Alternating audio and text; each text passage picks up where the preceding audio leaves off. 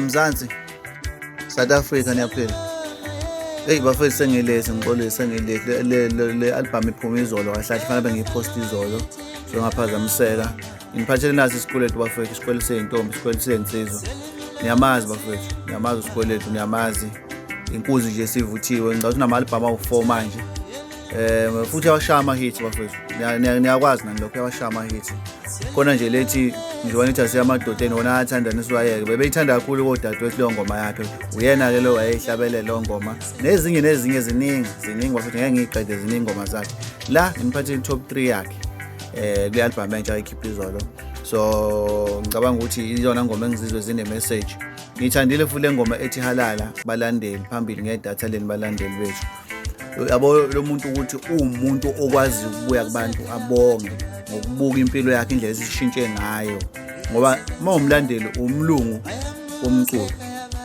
womculo ingakho ngithi kuyajabulisa ukuzwa umuntu owumculi ebuye ezobonga kubalandeli kanje bafethu. So imessage leyo esimple ezwakalayo ukuthi uyabonga ukuthi halala phambili ngedatha leni.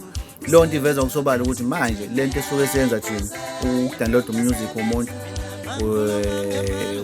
ulalela kuyamsiza yona ndlela akabenefita ngayo ngoba indaba ama-CD indaba ama-cassette ayisekho manje umculo manje usebenza kakhulu online. So nje bafethu bengisho nginizwise nayo top 3 yami mina nomunye uzozwe ezakhe naye mayelalele i-album ikhona iphumile uyayithola ku-YouTube uyayithola ku-Apple Music uyayithola ku-Spotify sikhona iphumile bese ngiyi-check-a nje ikhona yonke indawo manje. Ngiphinde ngithande le ngoma yakhe le akakhuluma khona ngobaba othanda amankwebevu. Uyakuveza lapho ukuthi ubaba mangabe eholile ayibonakala imali yabo uyayiphuza and then mayibuzwa ubhoke ngolaka izinto ezenzakalayo lezo kweminye imizi la eSouth Africa. Umuntu asisebenza inyanga yonke ekugcineni kodwa futhi akubonakala ukuthi uyasebenza ufuna ukuthenga ngisho isaka lempuphu. Izinto ezenzakalayo imessage kuningoma nje nezakhayo kanjena-ke thina emhlabeni noma eSouth Africa ezokwazi ukuthi umuntu zimakhe zimbuyise endleleni. Lo nto leyo singayenzi bafethu especially njengoba siyintsha nje singayenzi lo nto ukuthi usebenze kodwa ekugcineni kini kulale kulanjiwe ngoba ngisho isidalwa sakini noma uNkulunkulu wakho lokuphe lo msebenzi loyo. Uqeda ngelanga ngendlela ongayibonanga mase uyakhala ukuthi unamabhadi kanti wena ohubha amabhadi awunabhadi. Ufuna mina ngithanda ingoma enjena ene-message kanje bafethu.